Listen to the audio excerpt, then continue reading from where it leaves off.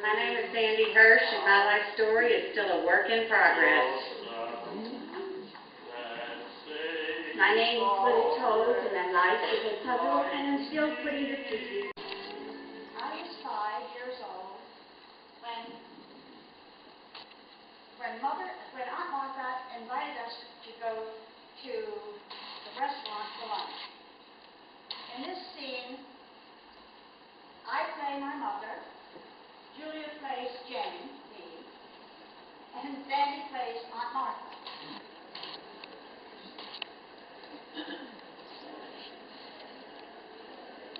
Isn't it nice of Aunt Martha? Take us to brunch before the new baby gets here. Jenny, remember to mind your manners. Put your napkin on your lap. Thank you. Well, Bernie, what do you think you would like for brunch? This place is famous for its big, crispy, brown waffles, lots of drippy, warm syrup. Well, I think I'll take your advice and order the waffles. Jenny, what would you like for breakfast? Oh, never mind. I think you should have oatmeal. And here's the waiter. Martha, what would you like? I'm going to have those waffles, drippy with syrup and extra butter, please. I'm going to have the same thing, waiter. And please bring my little girl some oatmeal. Oatmeal? Mama, I want waffles. Please. No, waiter, just bring her the oatmeal and put some cinnamon on it. No, Mama. I want waffles. The oatmeal will be much better for you. And besides, waiter, would you bring some more napkins also? Mama, please. I really want waffles. No, Jenny, the oatmeal's better for you, and the waffles are too messy. You'll get something on that pretty dress. All right.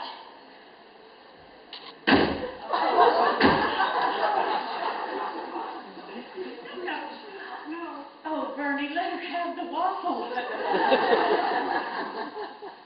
Oh, all right.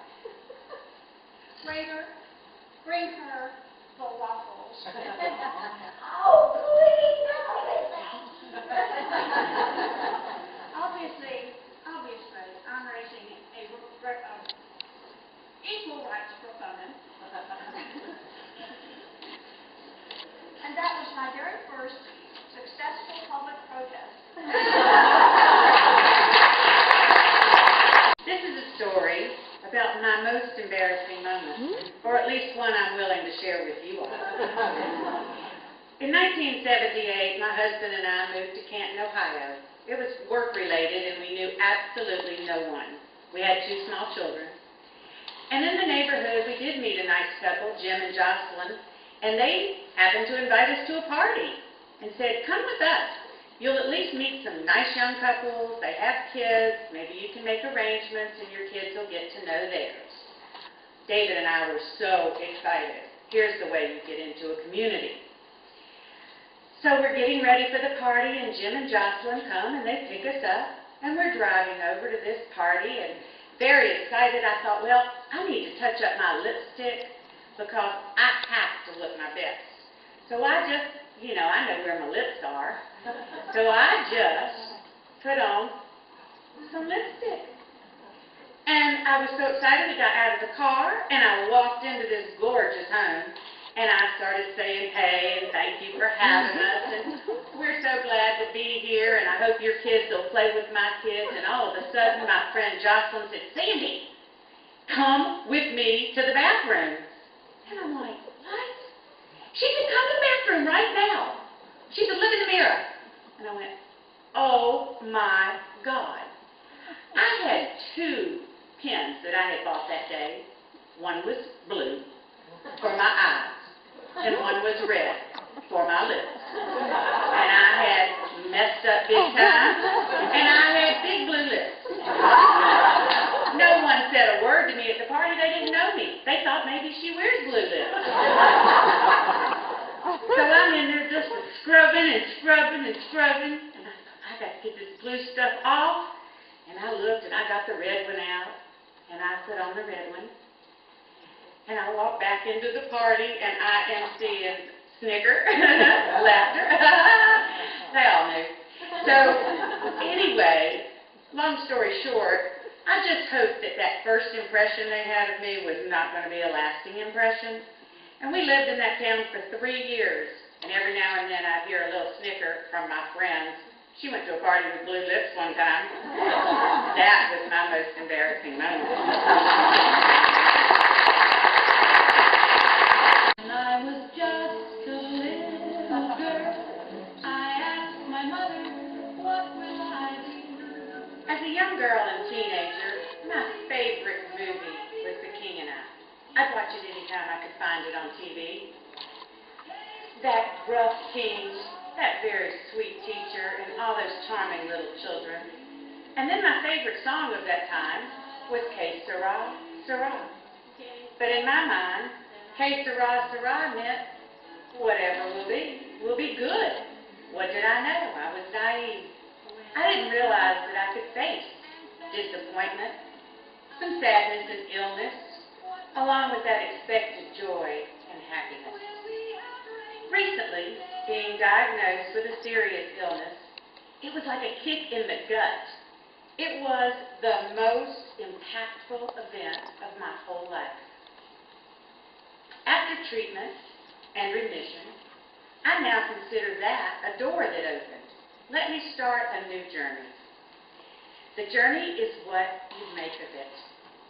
I've met some wonderful people through this journey, and they've helped me so much that I now can pay it forward, and I know what that means. It's not just lip service. I've watched as walls have built up around me, emotional walls, and I had to decide, what am I going to do with these walls? Am I just going to look at the wall and say, oh, damn, there's another wall, and just face failure? No. Am I going to think of a way to get just a little bit near that wall and work my way around and get some kind of acceptance of that wall? I don't think so. But what I am going to do is I'm going to get my family and my friends to help me get a way over that wall. And then, therefore, I can accomplish. I am now much more in tune with our universe. I'm no longer a salmon that swims upstream. I appreciate people and nature and the strength of my faith. When the spring flowers start to bloom, I don't just see those flowers, I feel those flowers deep in my soul. I also feel beauty and joy and some pain, but I now know the real true meaning of Que Sera, Sera. It really means what will be will just be.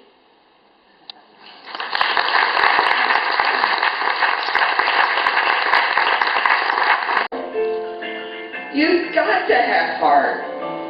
Miles and miles and miles of heart.